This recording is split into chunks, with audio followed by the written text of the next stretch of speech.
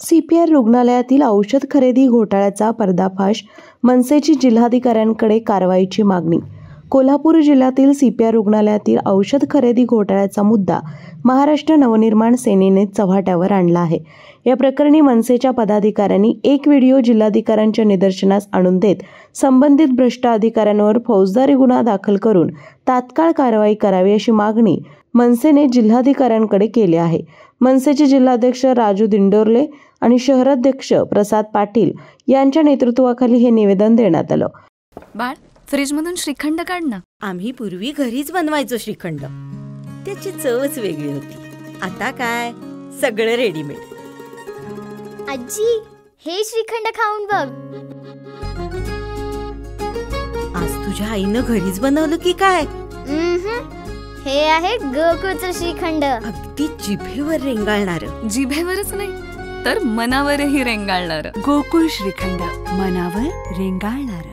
यावेळी बोलताना या औषध खरेदी प्रक्रियेत मोठा गैरव्यवहार झाला आहे। तत्कालीन जिल्हाधिकारी राहुल रेखावार यांनी कोणतीही टेंडर प्रक्रिया न राबवता तब्बल 4,87,30,500 रुपयांचा ठेका आपल्या मर्जीतील मयूर लिंबेकरला देऊन भ्रष्टाचाराला साथ दिल्याचा आरोप पदाधिकाऱ्यांनी केला आहे। तसंच लिंबेकर यांना वाचवण्यासाठी विद्यमान अधिष्ठाता डॉक्टर सत्यवान मोरे यांनी अर्थपूर्ण व्यवहारासाठी एका कॅफेमध्ये बैठक केल्याचा व्हिडिओ देखील जिल्हाधिकाऱ्यांच्या निदर्शनास आणून दिला।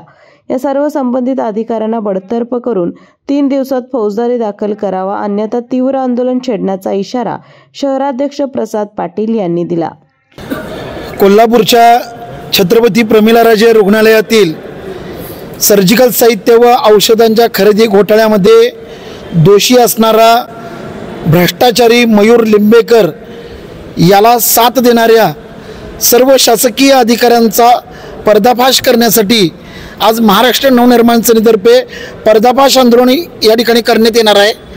आज या ठिकाणी सध्याचे सीपीआरचे जे डीन आहेत सत्यवान मोरे यांनी असत्यवान कृत्य करून त्या मयूर लिंबेकर संघ आर्थिक तडजोडीने व्यवहार करण्यासाठी त्यांनी कोल्हापुरातील एका कॅफेमध्ये जी बैठक घेतली होती त्या बैठकीचा व्हिडिओ आज आम्ही जिल्हाधिकाऱ्यांना या ठिकाणी सादर करतोय।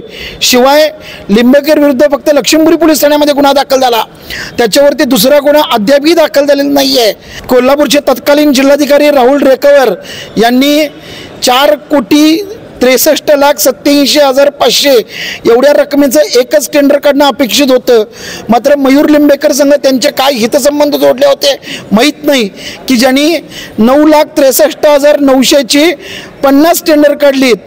निविदा प्रक्रिया न काढता थेट तिने परचेस ऑर्डर काढल्या आणि 5,35,500ची एक काढली।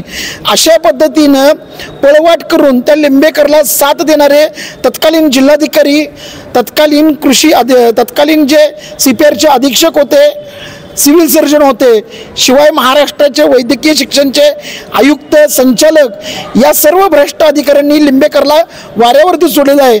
ज्या मुलुंड येथील वैद्यकीय अधीक्षक डॉक्टर वाथोरे यांचं बनावट सही, शिक्का, लेटरपॅड तयार केलं, याबद्दल मुलुंड येथल्या दवाखान्या तिथल्या अधिकाऱ्यांमार्फत त्याच्यावरती मुंबईमध्ये गुन्हा दाखल होणं अपेक्षित असताना देखील आजही या अधिकाऱ्यांच्या कृपादृष्टीमुळे आज लिंबेकर मोकाट फिरतोय आणि हा डीलबाज डीन सत्यवान जो असत्य कृत्य करून या लिंबेकर संघ हातमिळवणी करत आहे।